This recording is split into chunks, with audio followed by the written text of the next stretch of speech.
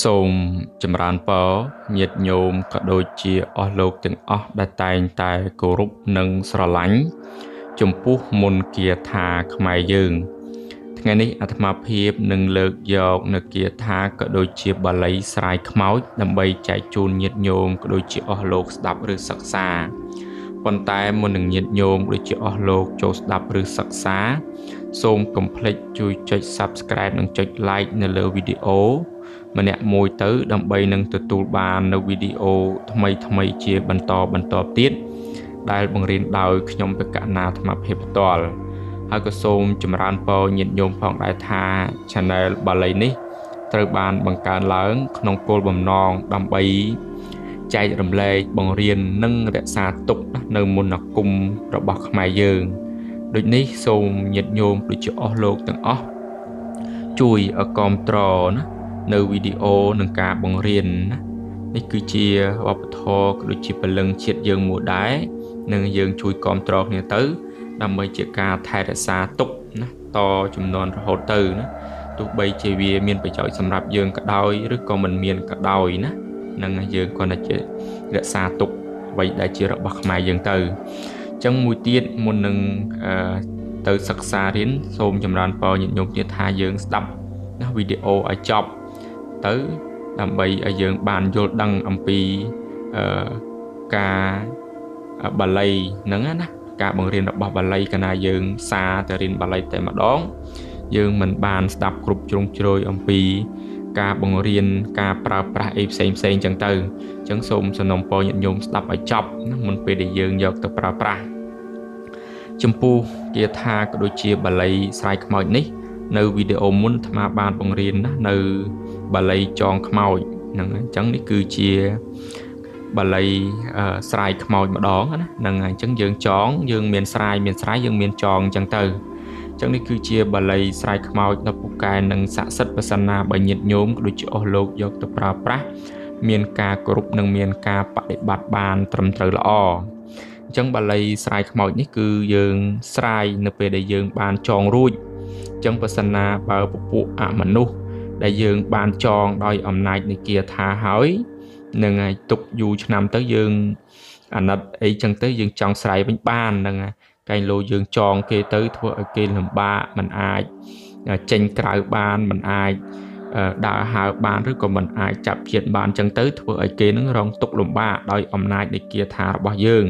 អញ្ចឹងយើងត្រូវស្រ័យឲ្យគេវិញណាកែលោគេលែងមានកម្មមានពៀជាមួយយើងហើយយើងត្រូវស្រ័យឲ្យគេវិញទៅកាលណាបើយើងទុកគេដោយចំណងកែលោគេមានការខឹងសម្បាគុំគួនអីចឹងទៅធ្វើឲ្យមានកម្មមានវេរាណានឹងជាតិក្រោយទៀតចឹងទៅអញ្ចឹងយើងត្រូវប្រើនៅគាថាស្រាយណាចំណងឲ្យគេវិញនឹងកែលោគេលែងបៀតបៀននឹងគេឈឺចាប់អីផ្សេងចឹងទៅទ្រាំនឹងការឈឺចាប់មិនបាននឹងគេប្រកាសណាចង់ឲ្យយើងនឹងស្រាយអញ្ចឹងយើងអាចយកគាថាបាលីនឹងទៅស្រាយវិញណានឹងអញ្ចឹងប្រសិនណាញាតិញោមបានចងខ្មោចមិនថានៅកន្លែងណាមួយនឹងយើងត្រូវស្រាយឲ្យគេវិញដើម្បីឲ្យគេនឹងអាចមានសេរីភាពនឹងមិនថាមនុស្សខ្មោចព្រាយបិសាចសពសត្វទេតែតែចង់មានសេរីភាពចង់មានសេចក្តីសុខដូចគ្នានឹងហើយបើយើងទៅចងគេប្រកាសណាស់គេនឹងរងទុក្ខនឹងវេទនាអញ្ចឹងទៅដោយអំណាចនៃគាថាអញ្ចឹងយើងអាចខ្សែផ្សោតណានៅបាលីណាស្រាយខ្មោចនេះវិញអញ្ចឹងមុននឹងញាតិញោមដូចជាអស់លោកសោតនៅបាលីនេះយើងត្រូវរៀបចំណារំដាប់គ្រូយើងត្រូវតែមានមែនតែនទៅរំដាប់គ្រូនឹងអាសនៈនេះដែលជាអ្នកសិក្សាគុំយើងត្រូវតែមានណាតែអាត្មាភាពនិយាយដដែលហើយដដែលទៀតគ្រប់វីដេអូកែលោកញាតិញោមមិនបានរៀបចំអញ្ចឹងរំដាប់គ្រូគឺយើងត្រូវមានផ្កាឈូក5ទៀន5ធូប5បរិយ5ស្លា5មលូ5ស្លាធម៌ដុំ1គូបាយសី1គូទឹកអប់ឆ្វេងស្ដាំកណាត់សអើមួយប្រាក់500រៀលបន្ទាប់ពីយើងរៀបចំរំដាប់គ្រូរួចយើងត្រូវសូត្រនៅរំលឹកគុណគ្រូបន្ថែមទៀតអញ្ចឹងយើងសូត្រមកខ្ញុំបេក្ខករណាសូមរំលឹកគុណគ្រូដែលបានបង្ហាត់បង្រៀននៅមន្តគាថានេះដល់ខ្ញុំពេលដែលខ្ញុំសូត្រទៅមន្តគាថានេះពេលណាសូមឲ្យពូកែស័ក្តិសិទ្ធិមានឫទ្ធិមានតេជះនិងមានបារមីបន្ទាប់ពីយើងសូត្រនៅរំលឹកគុណគ្រូរួចយើងត្រូវតាំងនមោ3ចប់ទៀតនមោតស្សៈវិកវៈតោរហតោសម្មាសម្ពុទ្ធស្សៈនមោតស្សៈវិកវៈតោរហតោសម្មាសម្ពុទ្ធស្សៈនមោតស្សៈ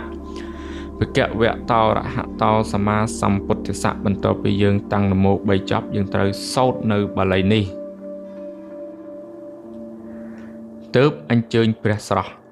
ទើបអញ្ជើញព្រះស្រាយទើបអញ្ជើញព្រះនារាយណ៍និងព្រះបារមីសូរមកស្រាយចំណងនេះទើបអញ្ជើញព្រះស្រស់ទើបអញ្ជើញព្រះស្រាយ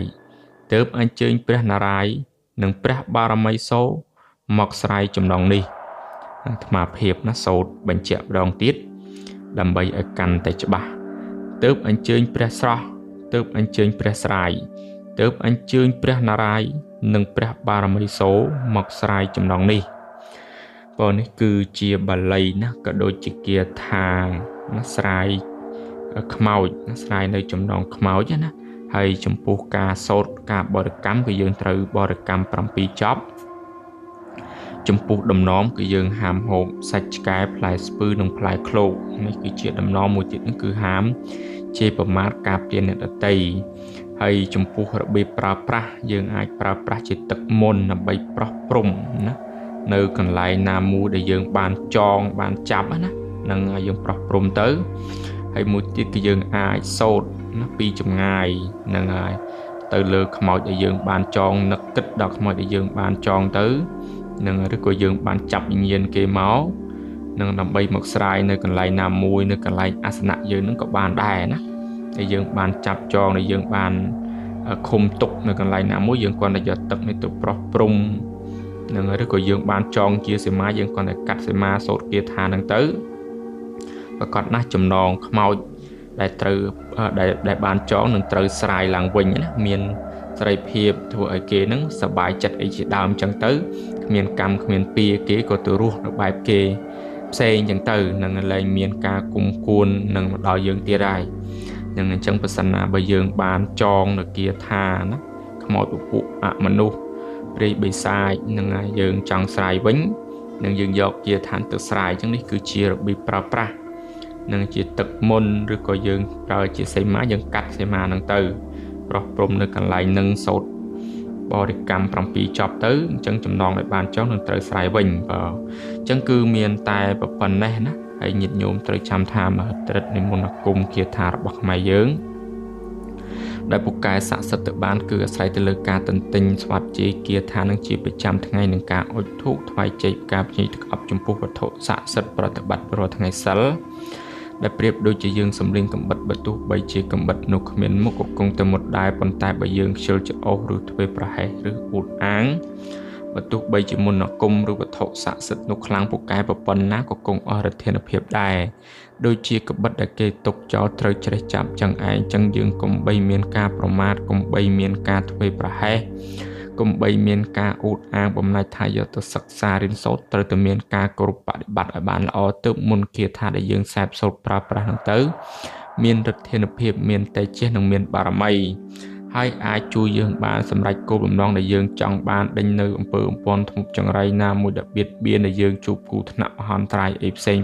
ណាដែលខ្មែរយើងហៅថាអាគមសមយុសចឹងសប្តាហ៍ថ្ងៃហ្នឹងក៏នៅមានដែរយើងកុំបីមានការប្រមាថណាចឹងកាលណារឿងរ៉ាវមិនទាន់កើតឡើងដល់យើងទេយើងមិនជឿទេយើងមានការប្រមាថឲ្យចំអកអីចឹងទៅលុះដល់ពេលទៅកើតដល់លើយើងទើបយើងដឹងថាអូវាមានពិតមែនលំបាកពិតមែនណាអញ្ចឹងយើងកុំបីមានការប្រមាថឲ្យសោះចំពោះមន្តគាថានេះ